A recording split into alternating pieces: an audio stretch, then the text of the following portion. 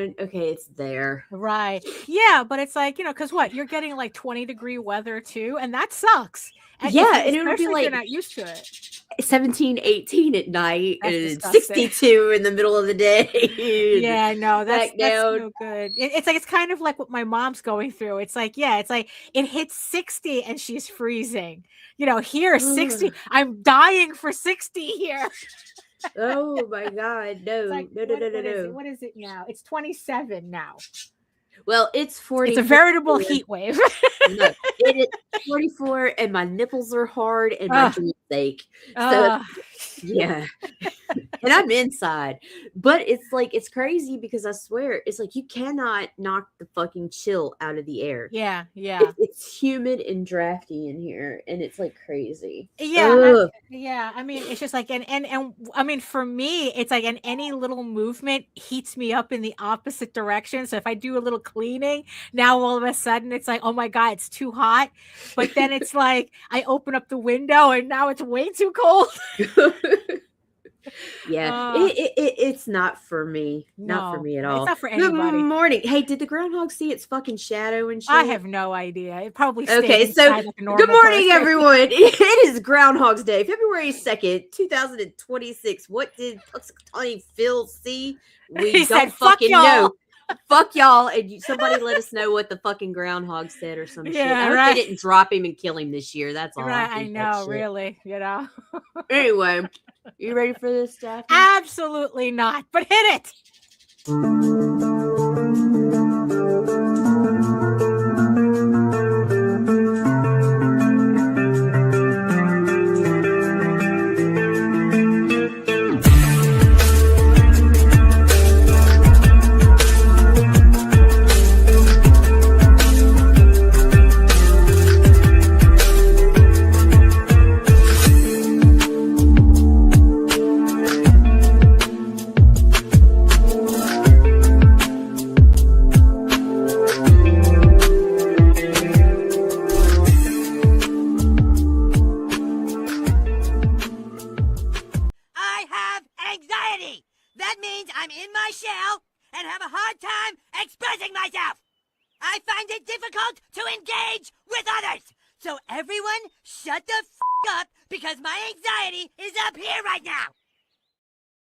That was pretty appropriate.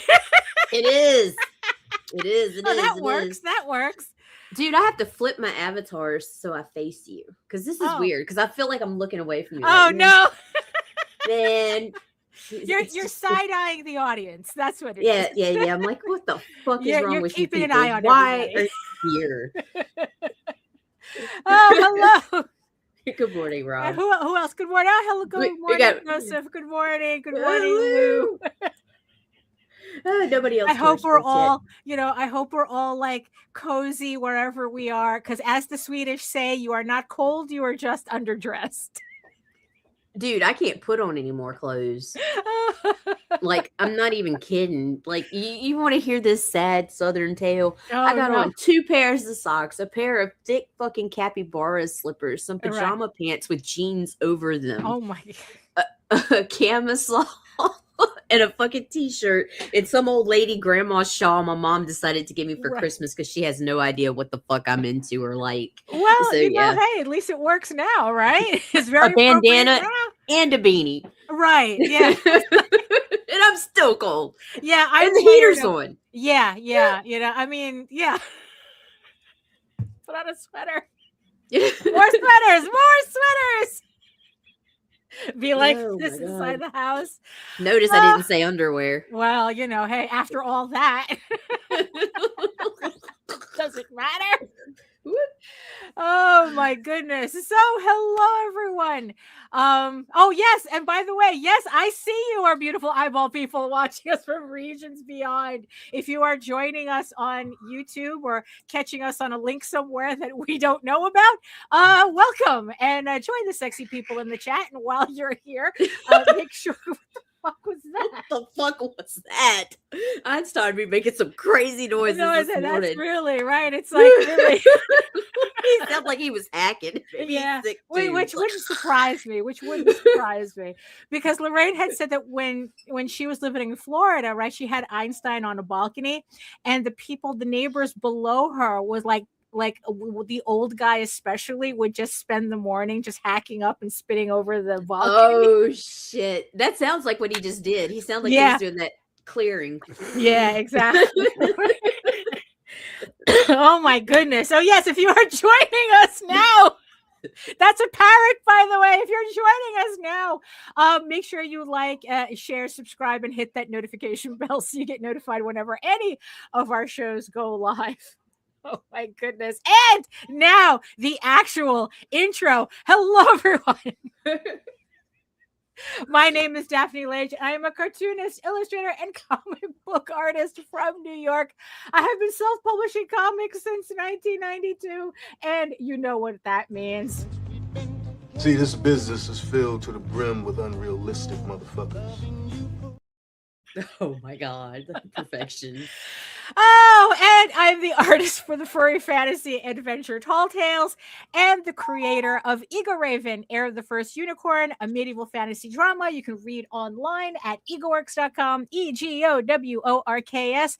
And if you are following the individual issues on Kickstarter, the pre-launch page for issue 12 is live right now. The link is in the chat and in the show notes, so make sure you hit the notify me button so you get notified through email exactly when the Kickstarter goes live, because I don't have an actual date yet.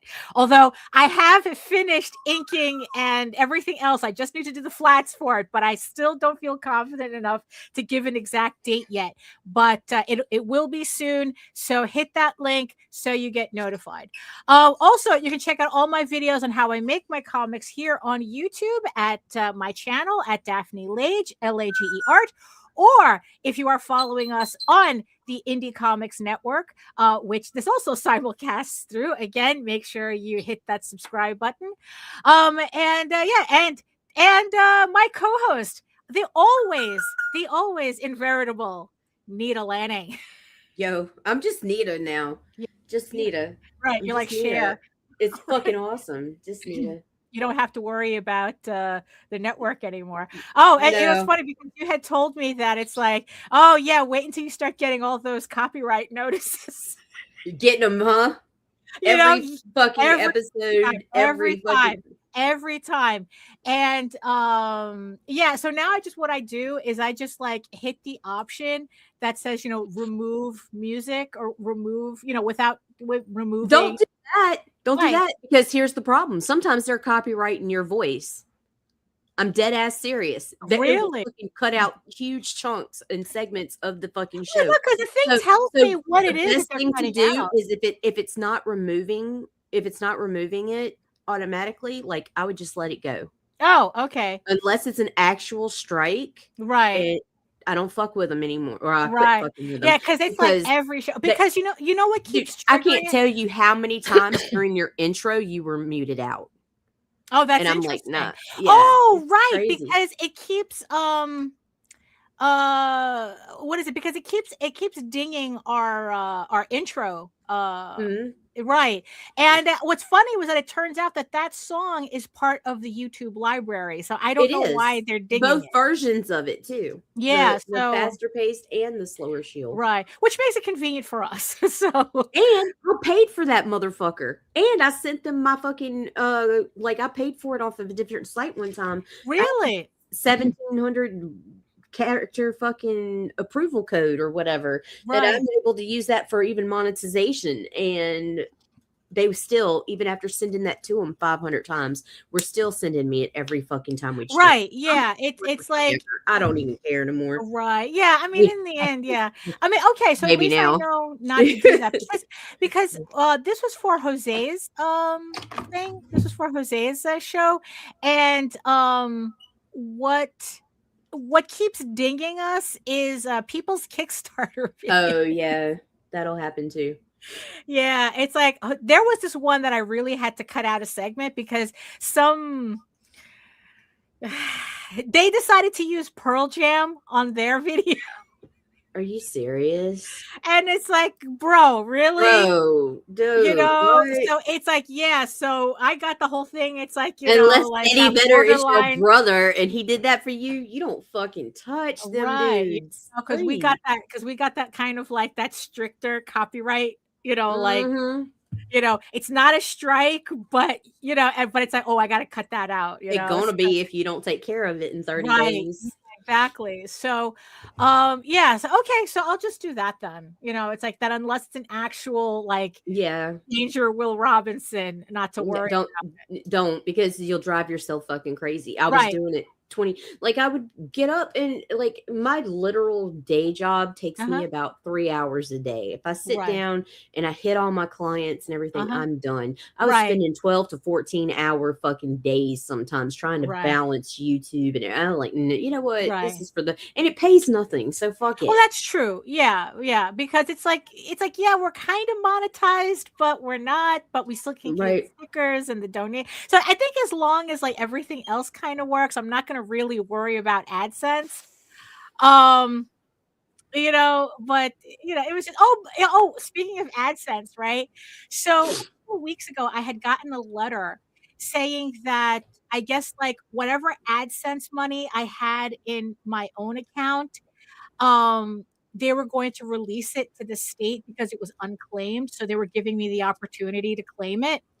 The fuck? The reason I wasn't able to have it was because it didn't reach the $100 threshold for AdSense, right? And and it's like, and ever since I inherited the network, I now am able to continue building to that AdSense. So I don't have to worry about losing that that money anymore because now the AdSense is like, oh, now it's connected to an actual monetized account. So, but it also kind of like made me realize it's like, wow, it's like, I was monetized for a short enough period of time to make $60 before they changed it. So now it's like you have to meet all this criteria to become monetized. This is before like you were just being on YouTube, you were automatically monetized. Right. And making AdSense money. And then they decide like, nah, too many of you are benefiting from this. Right. Well, it's the same thing they're doing with Facebook now. Yeah, like all the creator accounts were monetized from Go. And now it's like, now it's like you still have the option, but they're going to make you fucking work for that. You are going to have to sell your soul for 50 fucking cents and they can suck my dick. Right. Yeah. And so it's like, it was just kind of like really, that was like a bit of a learning experience right there, but the thing is though, it's like, that was, what's funny is that actually kind of leads into the topic that I wanted to talk about today. This economy. Right. Yeah. Because it's like there was also like another what was it? Oh, there was this video that I kind of caught a little bit of. I didn't watch the whole thing, but it was about this woman who she moved. I think she moved like to the Fiji Islands or something. I don't know. She moved like to some like really. She moved away from Soviet America. Right. she moved. She became an expat in like some tropical country, right? And I found it interesting that she was talking about how she felt that as like she was a business, like kind of like a single business owner in the United States, but when she moved to wherever that she ended up moving, I don't remember. Like I said, I think it's like in one of the Polynesian fucking islands. Paradise. Yeah, she literally, there's coconut trees and naked people on the beach. Exactly, and she still runs her business, right? But what she said, like the biggest change that she encountered just by leaving the United States and working in another country is that she actually found herself able to actually grow her business. But not because that she was like stifled here in a certain way, but it was what happened is that by leaving the United States, she left the whole hustle culture bubble that Americans love so much. You know, that it's like, oh, someone's always working harder than you and blah, blah, blah. And, you know, if you're not grinding, someone else is. And like, if it's like a fucking zero-sum game, you know? And she realized that without that constant, that constant noise of like, you're not doing enough and you're doing it wrong and this, that, and the other thing. And also like the constant comparison to people who are more successful than you, which when you actually look at it, they're actually just faking being more successful than you. Because that leads into another thing. Like these fake comparisons, right? That once that she was able to like physically and literally separate herself from being in that environment, she was actually able to grow her business. Like, because all these mental minefields were out of the way. And she was able to finally look at her business with like a certain level of clarity and go, oh, I can actually do it this way. I can actually do it that. I can actually do what I want to do without having to worry about this overall circus that is constant. Like you know what? It's like they're called. It's like they never get to be goalposts because they're never in a place long enough to be a goalpost. They gotta move. You know, it's just that they're just like one here. You know, it's like they're never like. That's not goalposts. Those are hurdles. Right. It's like not even. You know, it's like they never stay long enough to even be enough of a focus of attention so that you can, you know, so that you can aim for them, you know? Right. You know, it's like this constant barrage of clay pigeons, right? So, you know, so that kind of like, you know, so I found that kind of fascinating, you know, that it's like, you know, oh, that's really funny that it's like there's this other guy that I watch where he moved to Paris and he's finding it so much easier. I mean, aside from the Parisian bureaucratic system, which he says is like a nightmare. Like if there's one thing he appreciated the United States was not having a bureaucratic system this dense. But he said that it was a much, much easier to build a business the way he needed to in France than in the United States. And I kind of found that really, you know, and I found that really fascinating, you know? And there was like a couple of things that were like related, but they were not related, but kind of related if you really kind of like pull those ties together. And which kind of leads to the topic that I want to talk about, which is, well, okay, let me preface this because, you know, look, for those of you who haven't noticed, I probably have undiagnosed ADHD, so bear with me. So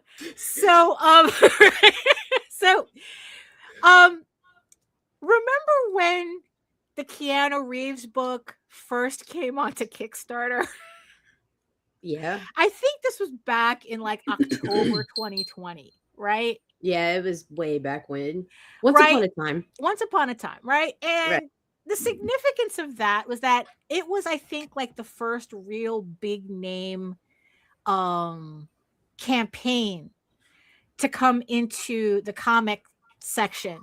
You know, up until that point, it literally was just the first non-comic celebrity, right? Something like that. Yeah, you know, like it was that significant. You know, it's like up until that point, it was just like pretty much indie people just doing what they were doing on Kickstarter, right?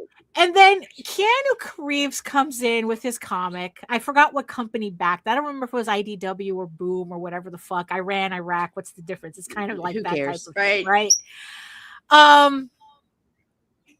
And what happened is, you know, like people started that there were like people who were kind of like, oh my God, Keanu Reeves is going to save indie comics because now he's on Kickstarter. I'm sure you remember that. I remember.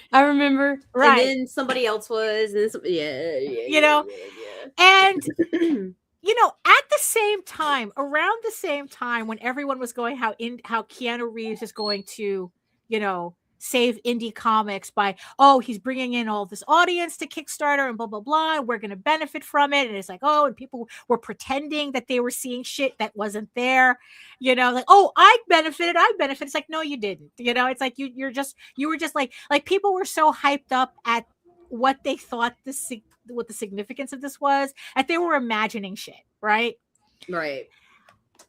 I remember at that time in kind of like the middle of all this, right? Because I remember at that time watching YouTube, but not YouTube as a platform. I mean, not YouTube as a channel, but YouTube as a platform. And I was seeing what was going on YouTube. While everyone else was jerking off to Keanu Reeves, I was like watching YouTube and like not liking what I was seeing there, going back to the whole monetization thing, right? My whole monetization and AdSense account, right?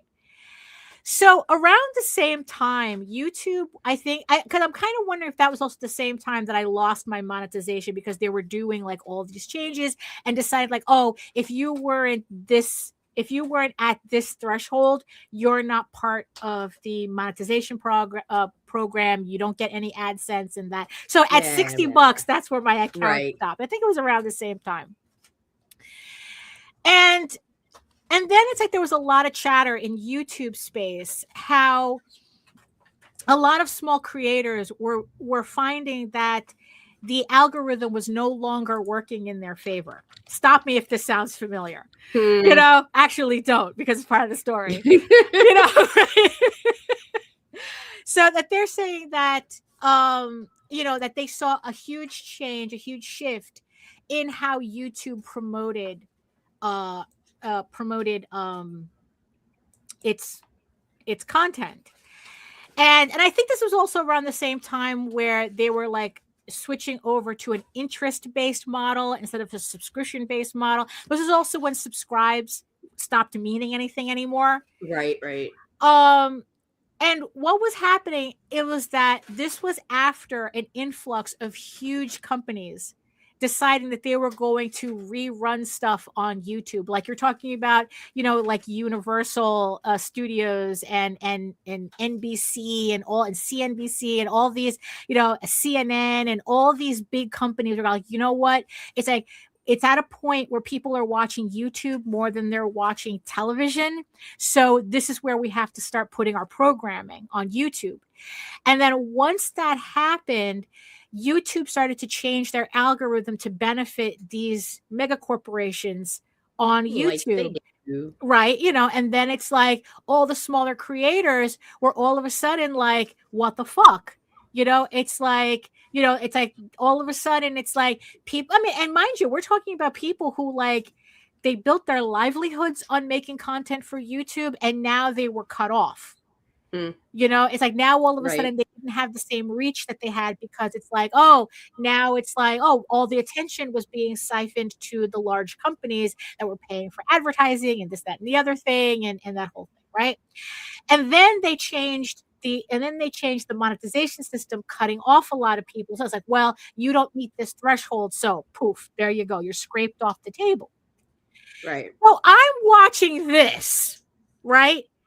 And then I'm turning around and I'm seeing Kickstarter welcoming in this large company with an even larger spokesperson onto Kickstarter, putting a campaign side by side with the rest of us.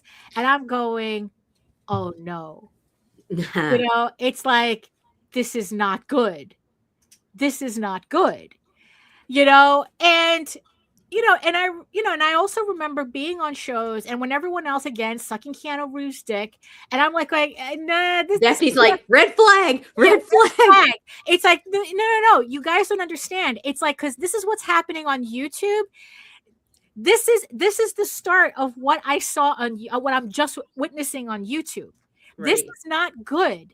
And of course everybody called me a dingbat, and it's like, you don't know what you're talking about, and this blah blah blah, this is going to herald a new them vaginas don't know nothing, right? And it just got to a point, it's like, okay, fuck it. It's like, well, I'm going to keep an eye on this and I'm going to do what I need to do. But it's like, look, this is a warning sign. This is a trend of things to come. What's happening on YouTube. And then also, and then it's like, especially when you start remembering what happened on Twitter and, like all the other, and like Patreon and everything, right? And, but it's like, nah, I didn't know what I was talking about, right? How could I possibly think that this could be anything but good for indie comics, right? So flash forward to about, like, I don't know, a couple of months ago.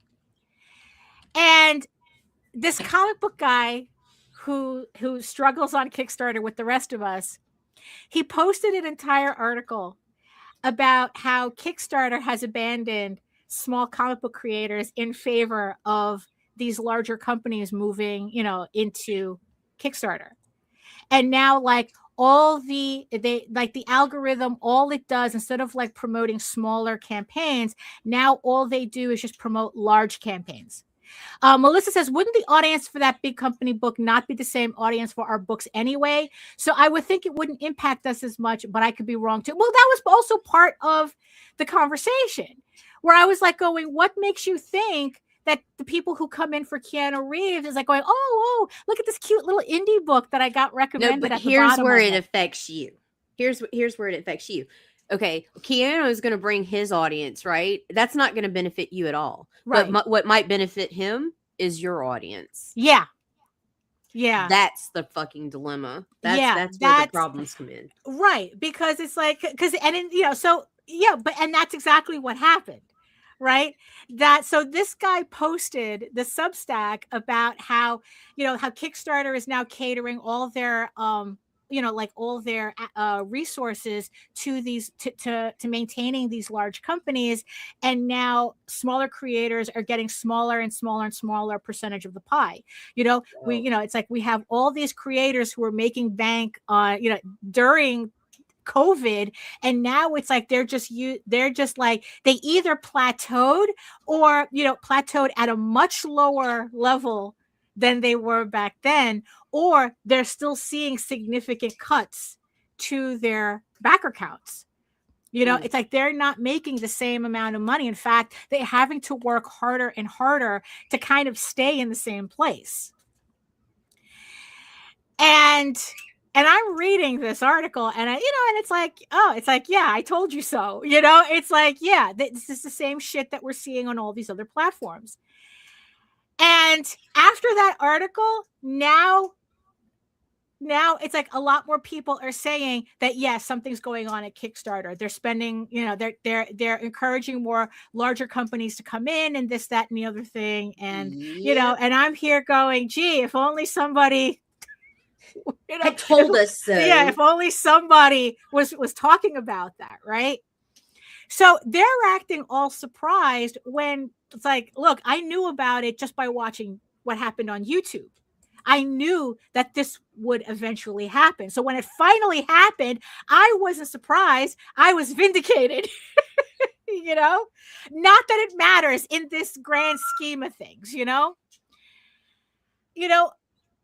it's not like I'm building myself up to be some kind of Cassandra. But the thing is that how different would it have been if everybody had actually noticed what was happening on YouTube and, and looked at Keanu Reeves and go, oh shit, this is not good. Like, how different would like people's perceptions would have been, like how they would have prepared differently if they made that connection early on, rather than like creating a fantasy version of what they thought this was going to be. And then all of a sudden it's like, oh shit, it's like we got caught out there, because the ironic thing about it is that the same people who were saying that Keanu Reeves was going to save indie comics were the same people who bitched about Polito being on the platform. That how is it that they were gaining backers by Keanu Reeves, but Polito was stealing backers every time he ran a campaign? right? Because I would hear that all the time back then too, that people were upset. That's like, oh, my campaign's not doing well. He's gone now. Right. And he's so what's your, gone. who's right? doing and it? people are still like, I remember people saying, oh, my campaign didn't do well because Polito is running a campaign right now. Right. And I know that people would rather buy Lady Death than buy my book. And it's like, okay, but like you said, Polito, He's left. gone now. He's gone. But people are still going, oh, my campaign's still not doing very well. So I guess it wasn't Polito then. And and at the same time, it's like, well, where's your fucking God Keanu Reeves now? It's like, because whatever benefit that you imagined you were going to get from him, I mean, you're definitely not getting it now. Right. So the other thing, right, that kind of relates to this is I was watching this economist on YouTube, and he was talking about how like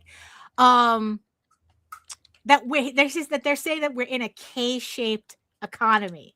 And what that means is that the smaller group of wealthier people are actually holding up the economy more than the 90% of us.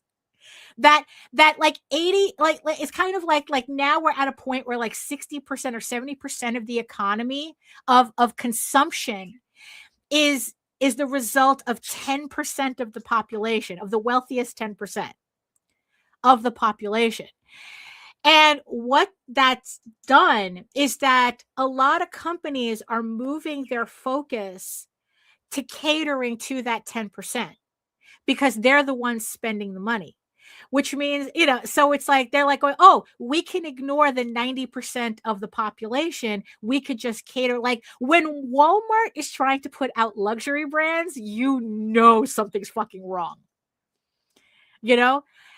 and and that's kind of like, oh, it's like, why would you, it's like, it's like, so that these companies, so that's the trend. That's the big trend now, that a lot of that what is supposed to be like middle brand companies catering to the rest of us, they're now moving their focus to catering to the 10% that's buying all the shit because they're the only ones with the money. It's silent. Yeah, it's a silent K. Like knife and knock. Right. So, and then on our end, everything gets more expensive for us as we subsidize that part of, that shift in the economy. Right. And there was something, right. So again, it's like, well, that's part of it. Right. Because it's like, I think what it is that by people kind of like thinking that Keanu Reeves was going to be the savior, that I think a lot of people made decisions based on that fantasy version of what they thought Kickstarter was, right, to their own detriment. And in the end, that's kind of the point that I'm getting at here.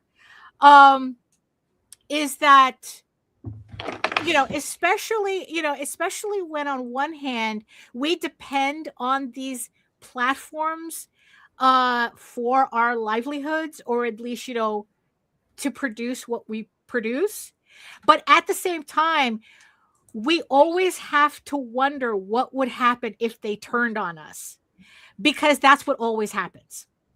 Like there is not like, it's like, look, every platform is kind of shifting into that. We're going to cater our platform to that 10%, to the 10% of the people who spend the most money, who are going to buy the most ad revenue, that we're going to take the biggest cut from. They're not going to bother. It's like, yeah, technically they would make, it's like, yeah, sure. Could Kickstarter technically make more money if they helped the bottom, the bottom 75 to 80% of us, kind of, like raise. Yeah, but that's work. They don't want to work. Right. It's like, yeah, exactly. It's like, yeah, they could do that. They could, and they could help the 80% that, to raise our standards, to raise, help us raise more money so that they could get a bigger cut. But it's like, hey, it's a lot easier to just help 5 publishers. It's a lot easier to promote whoever the fuck is putting out Transformers and G.I. Joe, make millions and millions of dollars and take a cut from that than to help the hundreds of people making 3,000 and helping us hit, I don't know, make 5,000 instead, make 10,000 instead. They're not going to do that. Does it make sense? No, but that's the trends. It's like they're going to cater to the people who require the least amount of effort to make the most amount of money. Profit. Yeah, to make the most profit. That's how it works, right? Dude.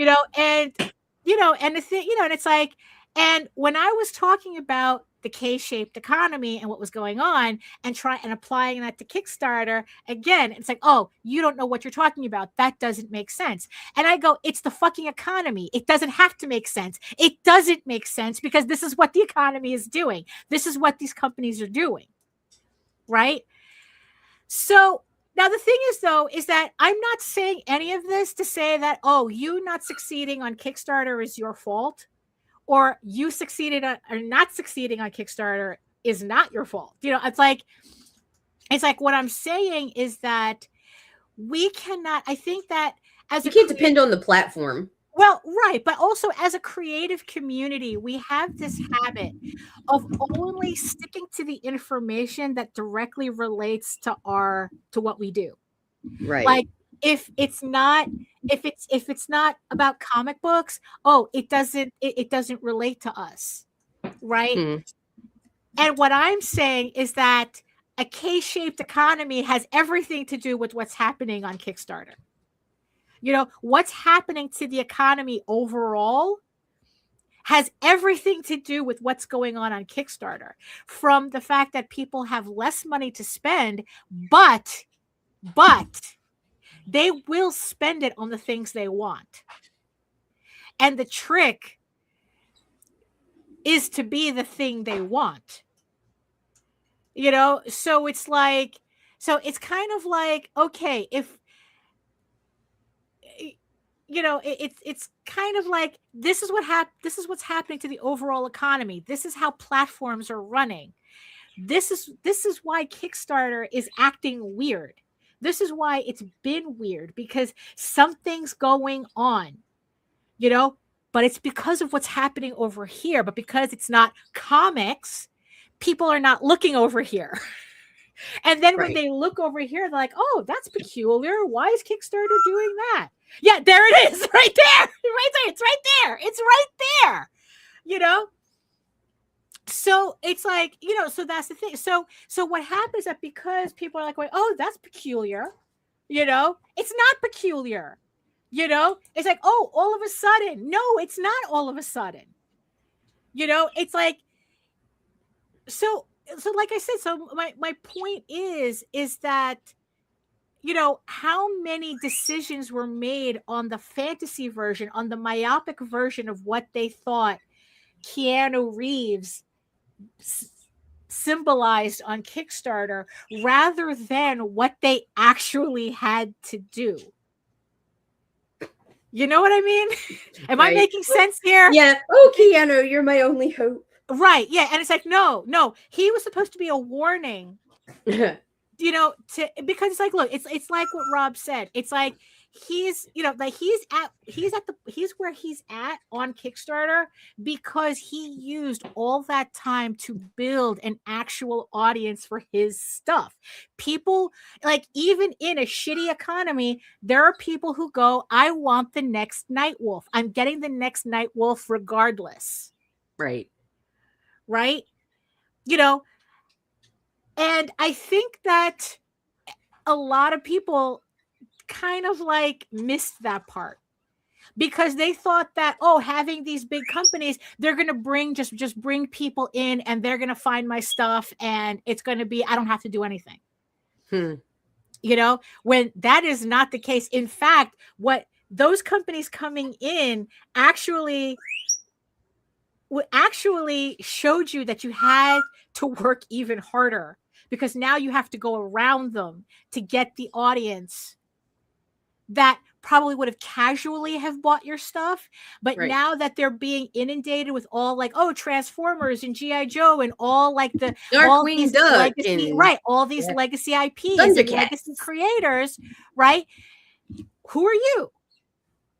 You know, because nostalgia's a motherfucker. If you know, it's like, you know, if somebody recognizes Transformers but doesn't recognize your stuff, what do you think their money's gonna go? Yo, I'm guilty. I ordered gargoyles. I ordered Darkwing. Right, exactly. Like you know, some other stuff. Yeah. You know, so yeah, so it's like, so it's even more important. Oh, and Jim. Right. Yeah, there you go. So it's right, but that's right. But that's what I'm talking about. Right. You know, very few people of that audience is going to come to you, but more people of your audience is going to go to them. For sure. You know, I mean, and the question is that is the book that you're doing strong enough to hold on to both those hands? You know, like, if they were to go buy Gem or Transformers, is your stuff strong enough to they're going to buy it too? Buy it too, right? Right. And now it's like you're going to have to fight even harder for that, right? Which makes it even more important for you to find your audience. You know, on a side note, there's always this comment that it's like, oh, Kickstarter doesn't owe us anything. Or like a platform, whatever, doesn't owe us anything. And I go, you know what? Me personally, if you build your platform off of my fucking back, yeah, you do owe me something. You kind of do. Yeah, you kind of do. But we know that these companies are not going to do that. We were only bait for the big fish that they really wanted. You know, that's what. And you guys did an outstanding job. Yes, exactly. Exactly. But we don't need you anymore. And IDW and, you know, Keanu Reeves didn't build Kickstarter. We built Kickstarter. Or at least the comic book section. We built it. We built Kickstarter. Yes, Skinny beat up Steve Rogers. I can do this all day. Yeah, exactly. We built Kickstarter. Keanu Reeves didn't build Kickstarter. None of these platforms ever start off with a big name in their roster. They start with us. Yep. So to say that they don't owe us anything is ignorant, because they wouldn't have their big fish because of us. But then again, nobody poses with the bait, right? Mm-hmm. Oh, these are the guppies that I got my big minnows. Guppies are illegal. Oh, okay. Oh, okay. Why? Because guppies are what? They're the pets? Because guppies were like hybriding or like going hybrid with minnows and fucking destroying the native population. Like, you can take a cast net now to a random ditch in Louisiana. When I was a kid, you could just pull out silver minnows, right? Now you can pull out full-on fantail fucking guppies out of a goddamn ditch. Wow. Or these fucking fat-ass minnows with red streaks and blue streaks in their tails. Wow, so they're an invasive species then. Very much so. I did not know that. So yeah, so nobody poses with the little minnow that got them that giant ass tuna, right? But they needed, but they couldn't get the tuna without the minnow or whatever the fuck. I don't know anything about fishing any more than I know about baseball or football. Fuck it. I know, put the worm on the hook and stick it in the water. Exactly. So that's kind of right. So like I said, it's like, they do fucking owe us, but like I said, they're not going to do that anyway. That was never the point. That was never the intention. Never. No. So the point is that, okay, so what do we do with that information then? It's like when we're looking at what the economy is, we're looking at, we're looking at an economy that's catering to a wealthier audience, right? And leaving the rest of us behind to rot, Right. It's like when we're looking at platforms, right? It's like where they want to, I think you need beer to fish. Oh, yeah, probably. At least some smoke.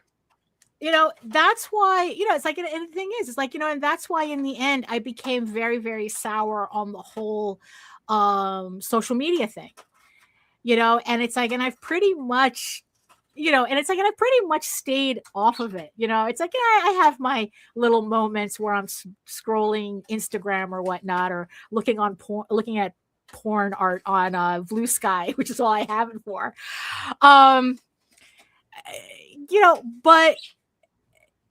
But like actually using it as promotion, it's like, I just like, what, there are other ways for me to do this. There has to be other ways for me to do this. Well, sure, there are other ways, but you can't say it doesn't work, because, I mean, we watched the click-through rates on some of the comics and stuff, and a lot of movement is still from, like, Facebook. Blue Sky is picking up immensely. Like, I'm noticing, like, 80% of clicks are coming from Blue Sky that are on the URLs I make for the social media accounts. Well, but how much of those click-throughs like convert into sales? See, that's the part you can't see. But I see the majority of views coming from. So it's like somebody there's got to be, like, 1,300 people didn't click in the past 24 hours and nobody bought anything. You know what I'm saying? Yeah.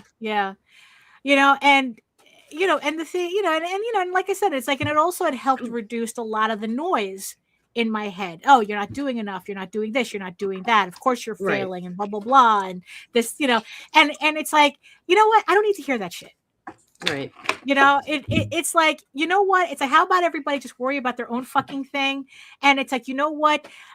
Very few people are actually, succeeding at this, and a lot more are faking their success. Well, you're than also they are actually succeeding. You're also talking about individuals versus teams, right? Yeah, you are solo and promoting your shit and stuff like that. Whereas the ones that are more successful are not doing it themselves because they're paying people to go out to 15 million It's places. like, what? Do you think that Polito is fulfilling his own shit? Of course not. Nah, fuck no. Do you think they just had Sworn Fest, I think, like over the weekend or something?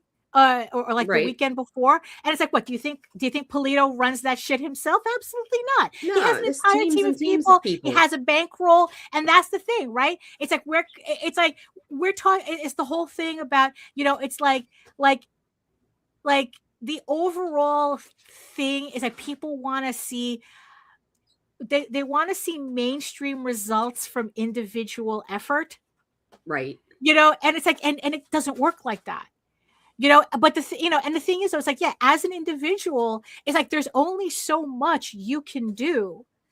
It's like in terms of resources, it's like, it's like, I still remember, it's like Gemini laughing. Literally, the fucking AI was laughing at me when I asked them about doing a Facebook campaign on a budget of $200, and the Gemini goes, "You've got to be kidding me! No fucking way!"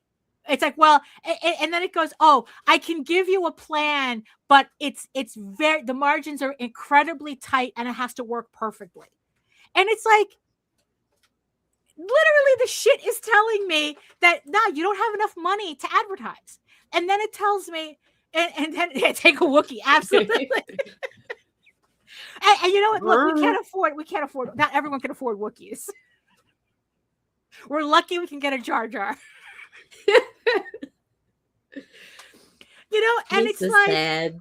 Right. And it's like, and the thing tells me that to make $10,000 on Kickstarter, you have to spend $2,000 on Facebook on advertising. It didn't specifically say Facebook ads, but it's just advertising. And it's like, you know what, bro? If I had $2,000 just lying around, I'm not going to shit it on advertising. So, which, according to a saying that Jose said his father would tell him, that if you want to spend $2,000, you need to have $10,000 at home or something to that effect. Right. Which means that even if I had $2,000 to blow, it means that I already have a stockpile budget, that can afford that $2,000 for me to spend to make that $10,000 on Kickstarter, which, mind you, and spending that money doesn't guarantee that you're going to make $10,000 on Kickstarter anyway. So we're talking about, you know, you have $2,000 to blow on a maybe. Right. You know,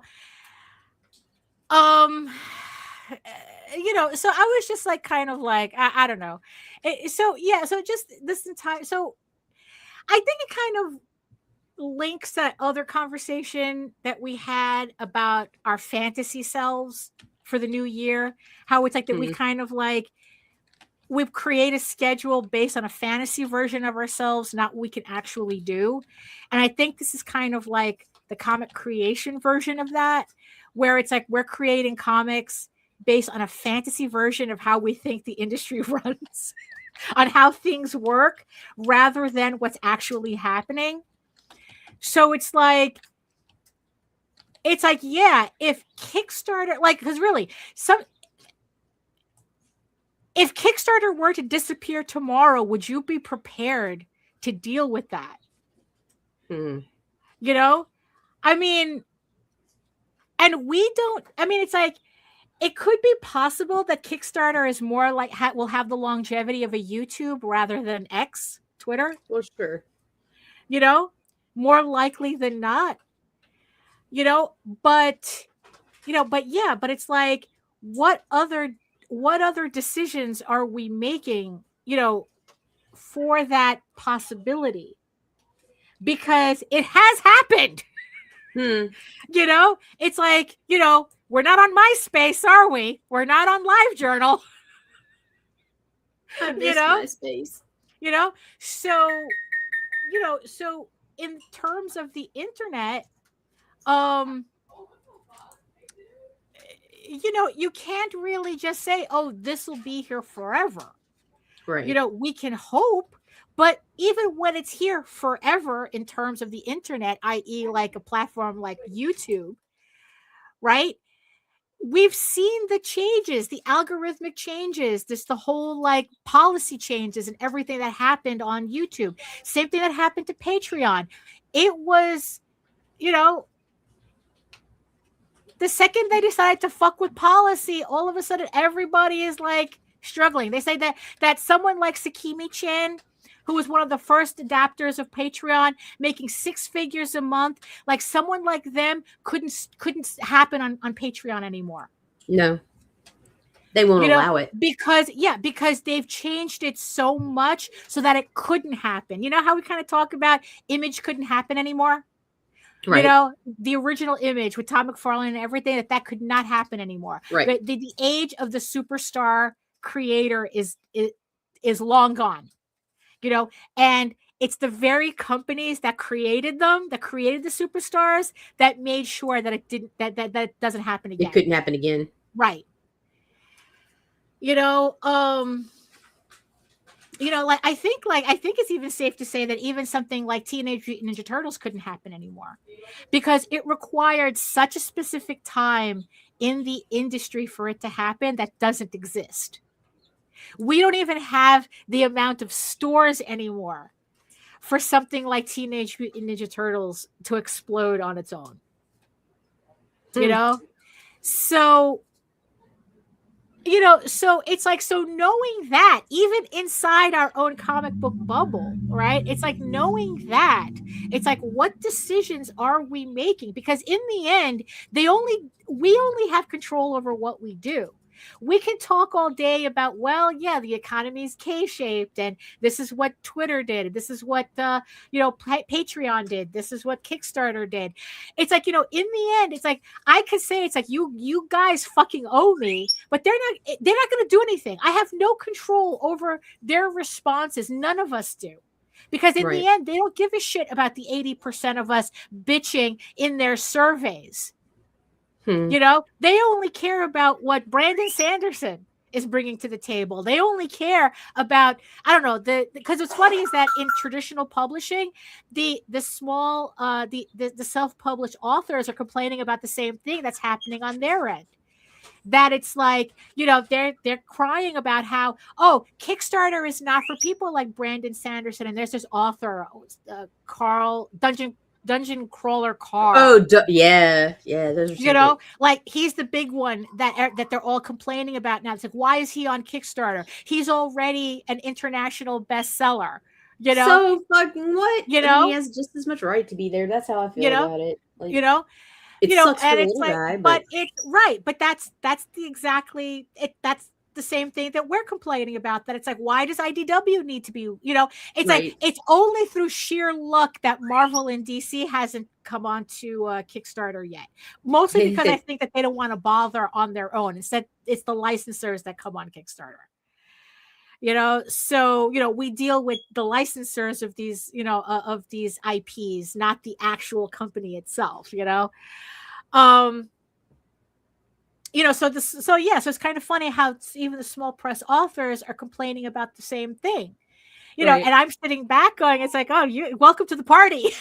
That's the shit that was happening. Yeah, that's the shit that was happening on our end.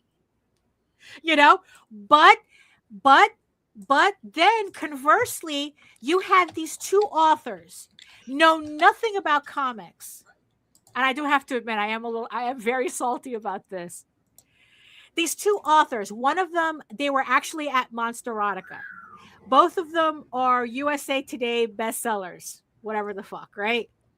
So they teamed up with these artists to do comics for, like little comic things for their book, for their novels, right? So 2 comics, 20 pages. And they says, oh, let's do a Kickstarter. So I decided, like, oh, you know what? Let me see how this goes. Or to see, because it's like, you remember me talking about, how Monsterotica is, was big on art and blah, blah, blah. And comics was the next trend there and this, that, and the other thing. And it's like, oh, let me see how this goes. They're going to do a Kickstarter for a comic that these authors wrote. Now, I'm going to preface this. These are both porn comics. Okay. I'm just going to say it like that. These are both porn comics. They're 20 pages each, right? 2 authors. They launched the Kickstarter. Within an hour, not even 45 minutes, they hit 30 grand. Last I checked, they were at 50 grand and they still had about like 27 days to go. Like, this shit is just,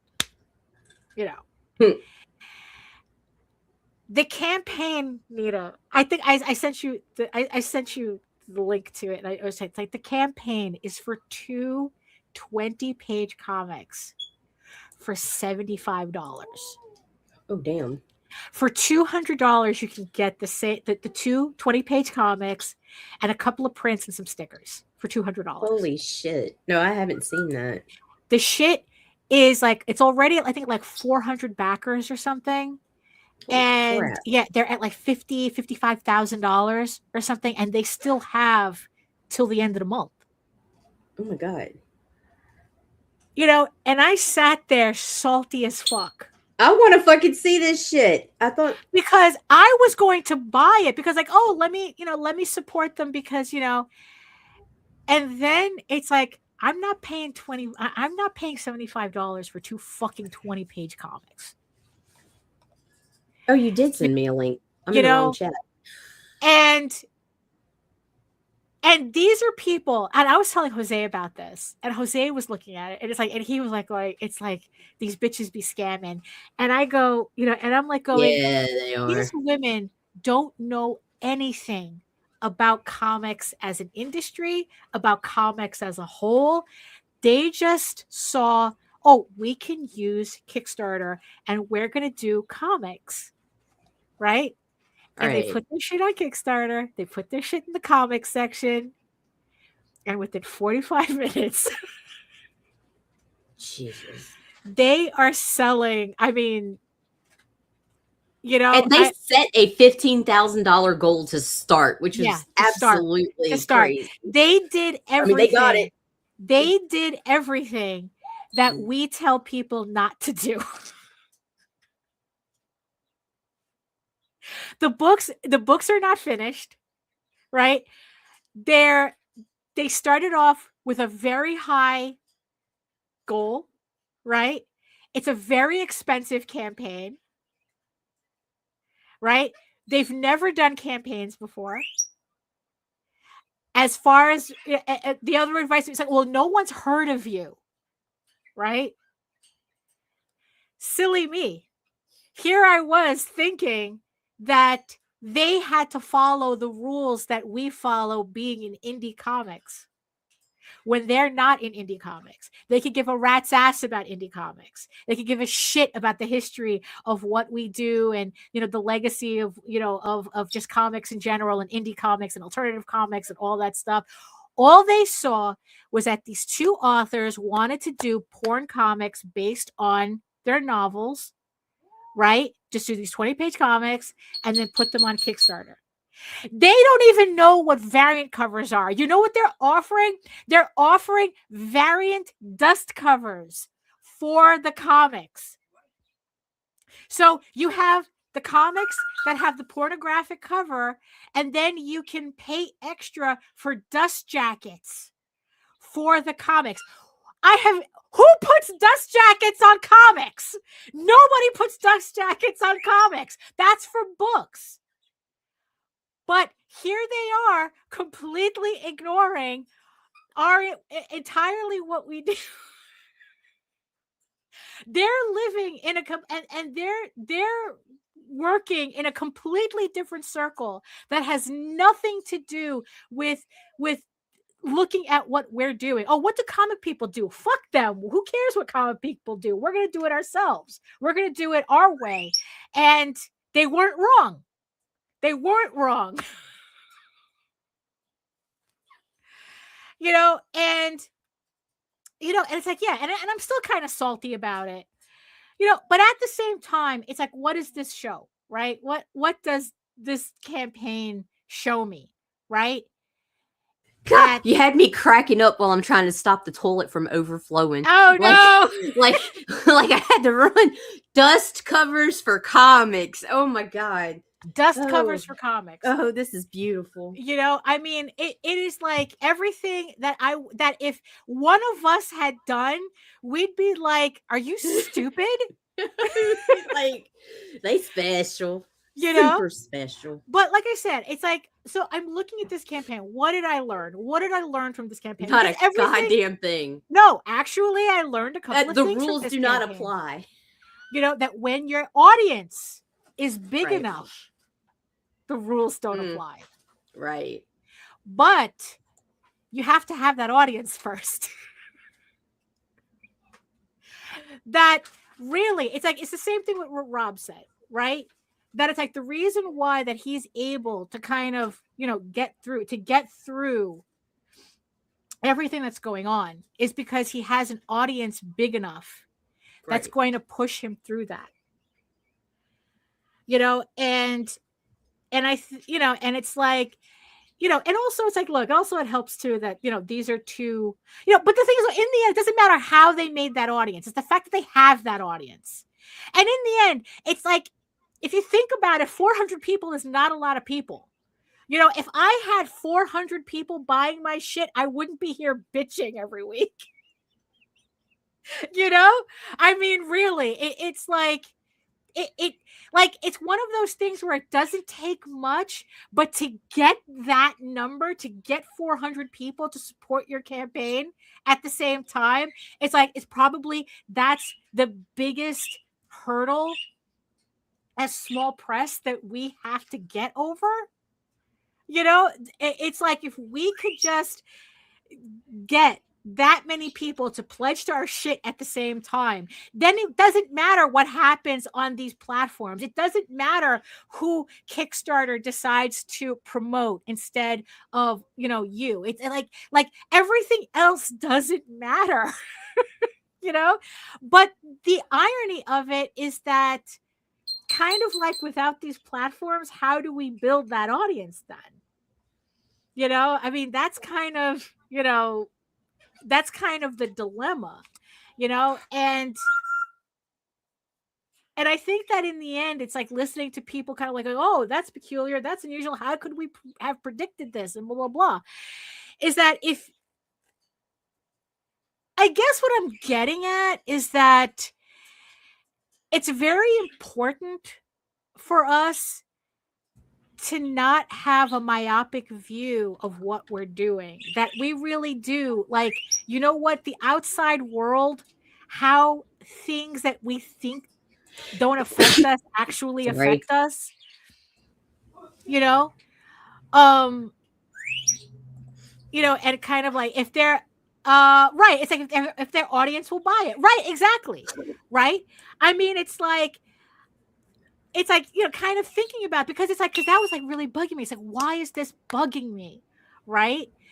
And I think what it is that on a certain level, it's bugging me because, you know, it's like every week we get like this, like, oh, it's about the rules, right? Well, if you do this, that'll happen.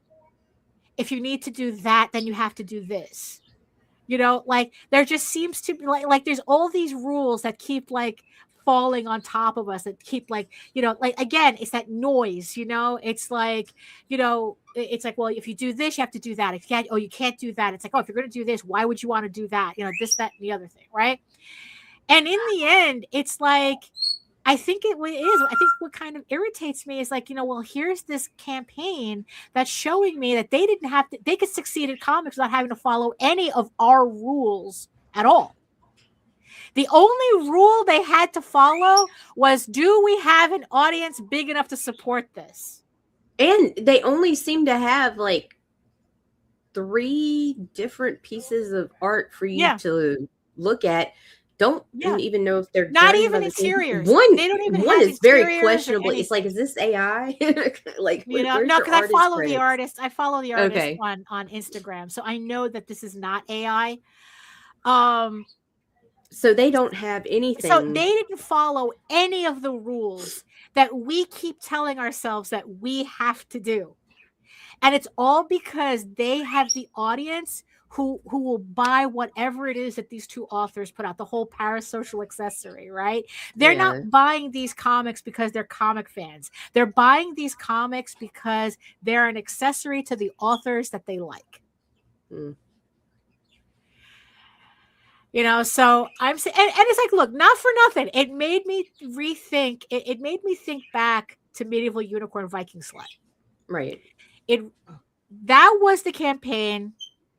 It was my whole Eager Raven pornography campaign, trying to manufacture a $10,000 campaign, which I didn't make it to 10,000. Look, the campaign made it close, but my volume. Oh, the dust jackets are because they're going to have hardback books. Oh, because they're doing hardbacks of the cover of the comics. It's not like novels, because I actually contacted the woman running the campaign. Seriously? And I asked her, are there any novels? It's like, is it really just for 2 comics? Is it for 2 comics? You know, or is there going to be novels? Like, no, it's just for the 2 comics. There are no novels involved. They're making hardcover. Oh, they sure are. Here it is. You'll receive a printed copy of the comics in hardcover. In hardcover for 20 pages, with 20 pages. Oh my god! So it's going to look like a little golden book on the shelf. Yeah, exactly. Imagine any of us did that shit.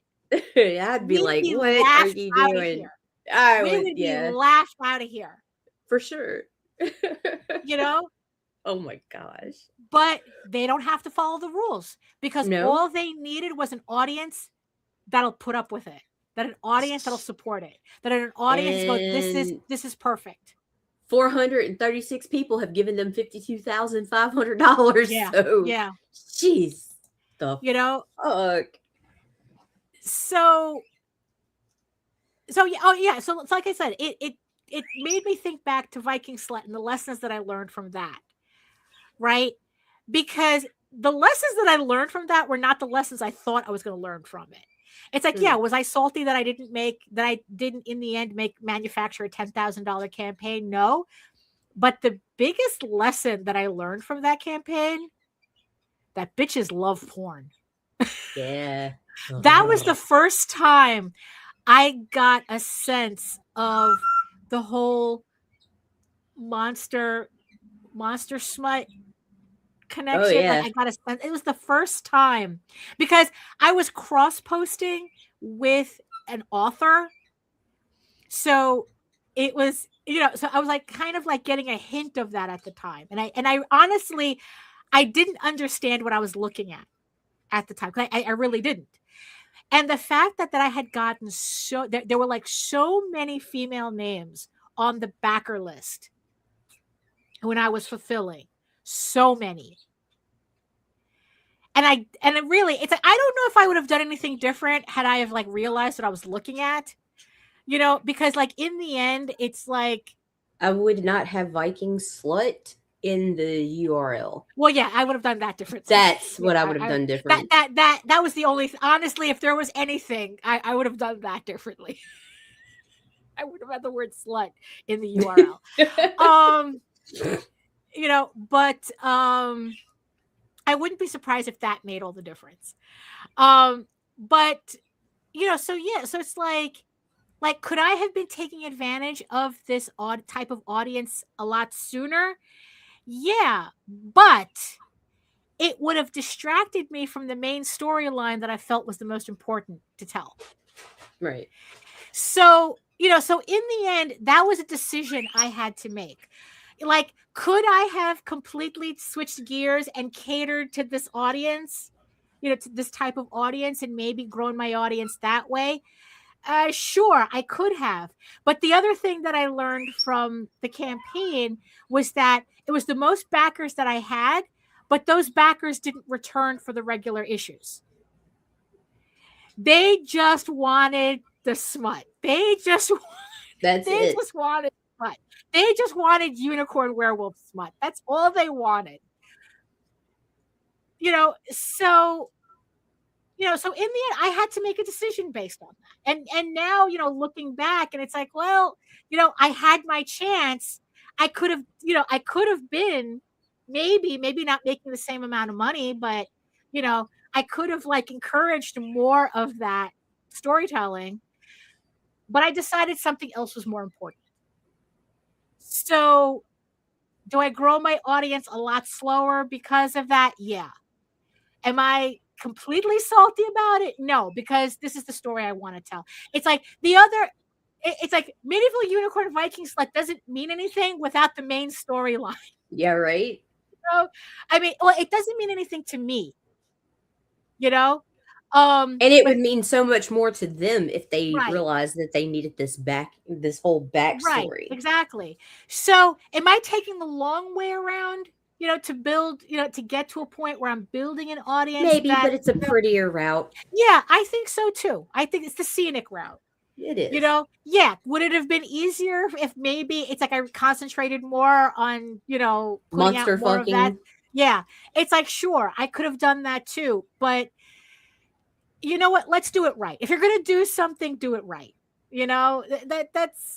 I'd rather finish the main story and then slowly get to the other stuff and be ready for it than kind of like force myself into doing it and then kind of like, and then regret that I'm not. It's like, look, I already regret not finishing Tall Tales when I should have. It's like, I'm not going to do the same thing with this. So, in the end, it's like, yeah, that was the decision that I made. Right. So, I don't know. It's like maybe that's kind of what I'm getting at, that it's like that we shouldn't be so myopic that we forget like what exactly we're working for. It's like if in the end we're trying to build this story platform, we're trying to build this creative endeavor that got us into comics to begin with. It helps if we know the environment that we're in, kind of like beyond our walls, right? So that we can make more informed decisions. There's a whole world out there. Yeah. And especially like if you're going to make business decisions, I mean, it kind of blows my mind that there are people making business decisions about their comics without knowing the overall economy that the business is based on. Like I find that completely nuts. Like, how can you say, it's like, oh well, Kickstarter and this, that, and the other thing. It's like, you just got to do this, that, and that. And then it's like, yeah, but do you know that that is happening over here, and that might be an issue later down the road? Oh, you don't know what you're talking about. That has nothing to do with me. I love shitting in cereal every morning. And then it's like, a year and a half later, they're like, oh, this was not supposed to happen. How did this happen? I mean, it's like that's kind of the thing. That's like, I'm not, it's like, I just think that it's like, look, if you're going to run a business, it's only to the benefit of your business to understand like how these platforms are run, like how it attaches to the overall economy, and how and what the overall business trends are that are trickling down to us.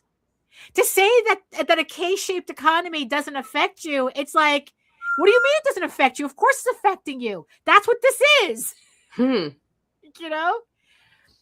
But also the thing is too, it's like, it's like, just by looking at comics and not looking at what like other genre, like not other genres, like maybe like other related publishing businesses are doing, right. Like, but in the end, it all boils down to, you need an audience. It's like, right.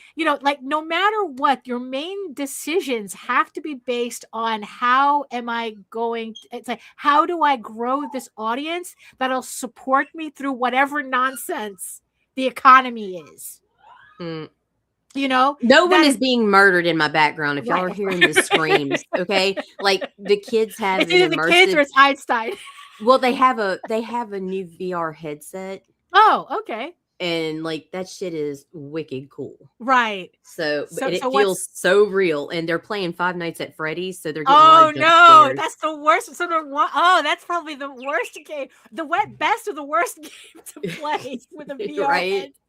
Look, man, I tried it, like, not to go way off topic, but I tried it for myself because I was like, whatever. Because the last time I saw VR, it was Tron looking. Right, yeah, exactly. Bro. Yeah. It's like being in the fucking place. Like, it's like, look, I can't even watch a walkthrough of Five Nights at Freddy's. The first jump scare I had, I took the headset off, and I'm like, I get how y'all like it, but this is like too much. No, it was too much. Right. Because it's like, I can't even watch a walkthrough of it. And it's like, I can't imagine doing it in VR. But I don't know. You don't move. That's what's weird. Oh, it's really? Like those dreams, like you do move. You move your arms and shit, but you can't like take off running because the room you're in looks like it's massive. It looks like you could run 100 yards, but you're gonna fucking run into a wall. Right. Well, because I guess like haven't that when they first came out with VR tech, the VR tech, like there would be videos of people actually trying to like escape, like physically, and they're like throwing themselves over their sofas because and shit. You feel like you need to fucking run, but you don't run. You just do the triggers, and it was really fucking hard not to do that. So in turn, it made me feel like I was having one of those nightmares where you can't scream. Oh no, those are the you know what I'm talking about? Absolutely. It was too overstimulated. It was way too overstimulating for me. Yeah, no, I hate those dreams. I hate them. Thank you, Michael. Oh, thank you, Michael. That was drawn by Jaden.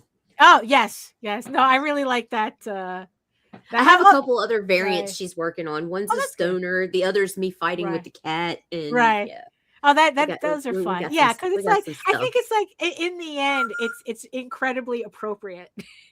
If you're not going to be on camera, you should have a very appropriate avatar of you, but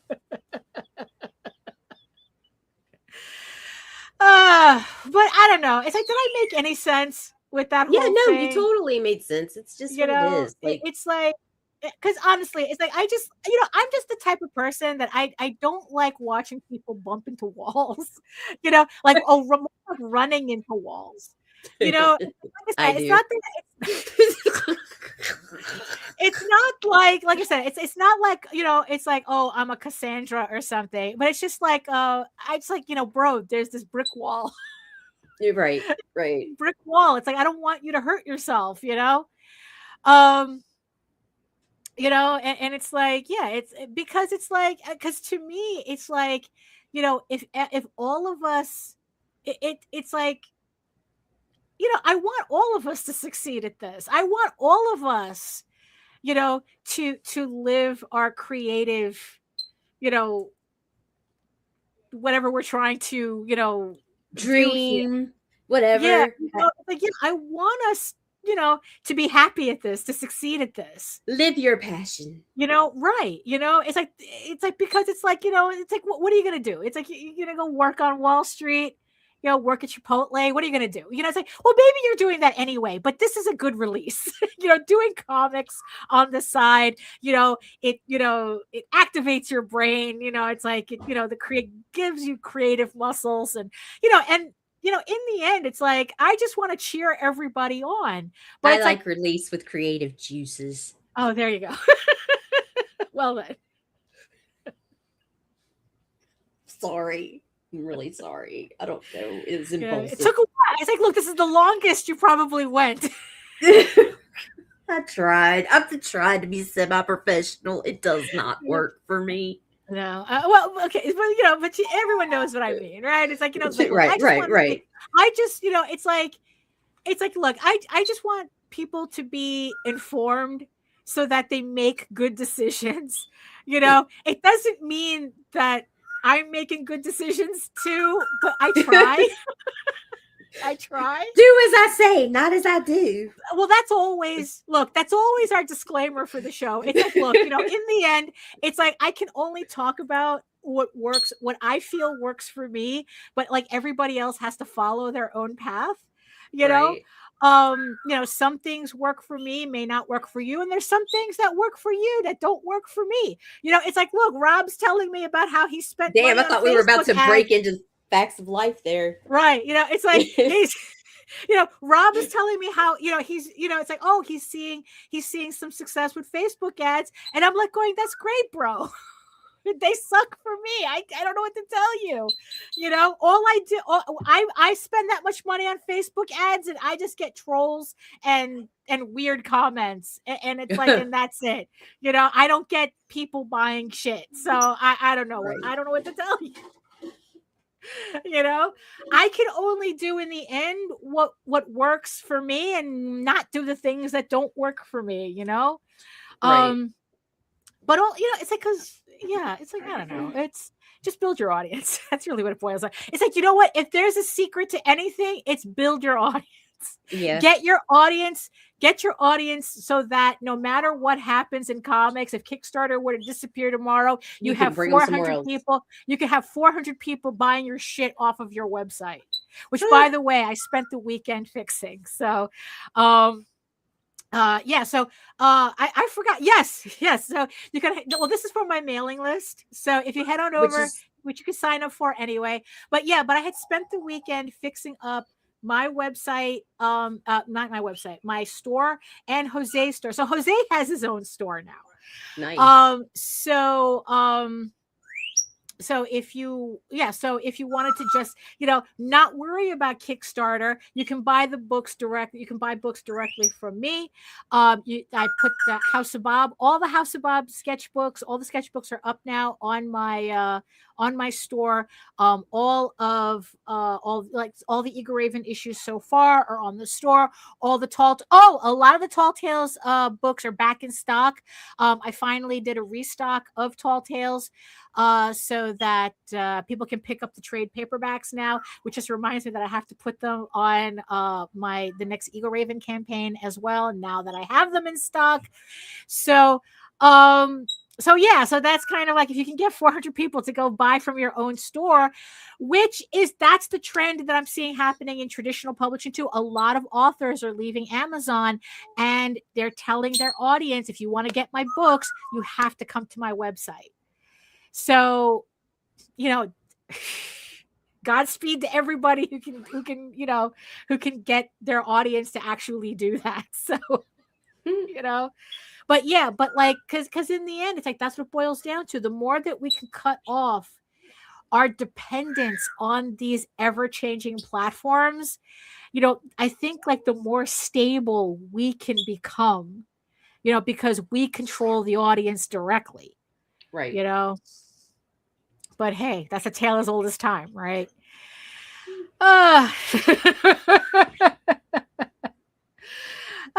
So thank you everybody for listening to me ramble. I'm sure it makes sense to somebody, but hey. So Nita, any final thoughts about anything? Anything? Yeah, look. This fat little bastard said, yeah, 6 more weeks of this bullshit. Really? Yeah. He's cute, though. I mean, like, look at that. Oh, right. Poor exploited baby. Right. But I do want to kiss his cheeks, though. But he just did say, fuck y'all. I'm going back to bed. Damn it. I really hate this cold. I really hate, because this shit is just like taking forever to melt. It's just like, ugh, I hate it. Actually what I hate more are the people who never bother to shovel their shit. So all you get is like this tiny little goat path, instead of like a whole sidewalk, which they should have shoveled. And so it's like, it makes it really hard. And that's why I could never live there, because I would be that neighbor. I'd be like, fuck you, get a sled. I'd give you trash can lids or something to pass my yard. Because I am because it's like, because I literally can't go to the supermarket because I can't get my little trolley through. And so it's it's like, I go, fuck this. And for some reason, sanitation never shovels out the crosswalks. They'll shovel the road so the cars can get through, but fuck you if you're a pedestrian. This has always been the case. It's like, really, it's like, I never understood that. It's like, you would think the crosswalks would be a priority, right? But nah. It's like you crawling over that shit, Yeah, no, fuck that. I'm not a fan. Not a fan. Yeah. So thank you so much, everybody, for joining us on this Monday in February, which came way too fast for me. I hate it. Thank you so much, everybody in the chat, for joining us. Thank you for Michael for another donation. Thank you so much. You don't need to, but we appreciate it. It all goes to the bills. Now that I'm paying the bills, your donation goes straight to the bills to pay for the Streamyard and everything. Bitch, what do y'all think I was doing with all these millions of dollars? Yeah, I know. Everything goes now. Everything continues to go to the bills. Everything continues to go to the bills. It doesn't change. We don't get to we don't buy a Starbucks because of YouTube couldn't even afford my weed habit, dude. Yeah, really. Oh my goodness. And yes, and thank you so much to all the beautiful eyeball people watching us in the background, or listening to us in the background, or watching, however you do it. Thank you so much for having us in the background. You could be listening to anything else, but instead you decided to listen to us ramble and kids being murdered in the background. But hey, it's like, we appreciate it. Thank you so much.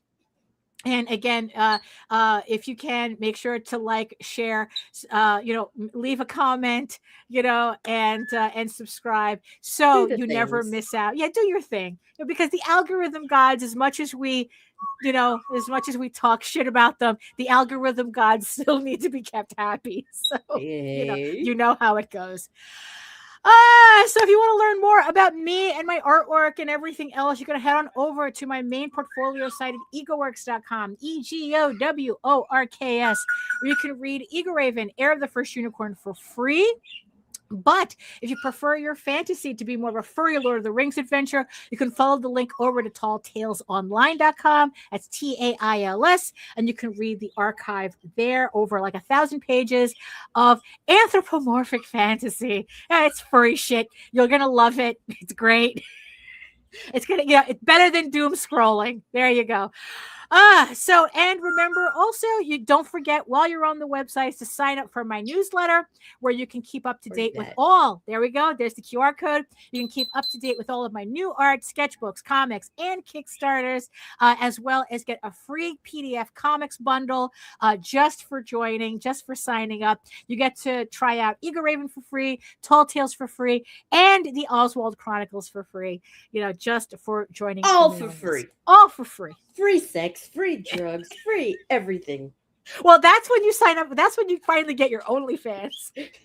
Coming soon. Coming soon. Yeah, no, like I said, I'm actually very interested to see how that experiment goes. So, hey, whatever works, right? Whatever works. So thank you so much, everybody, for joining us. Have a safe rest of the week. Maybe I'll run the whole look. Things have just been going on. I'm gonna try to get a live stream on Wednesday. So most likely I'll see everybody on Wednesday for my live stream. It's 2 hours of me just working and talking to the chat and being even more ridiculous because the conversation's even more random. So it's kind of like being at a convention, but not having to worry about blocking my table. So, so join me on Wednesday as well. So that's it for us. Thank you. And in the words of the ancients, eat your food, moisturize, mind your business, and do the work. Because when you actually do the work, you never have to fake any of your accomplishments. Thank you so much again, and we'll see you next time. Bye. Are you not entertained? Are you not entertained? Is this not why you are here?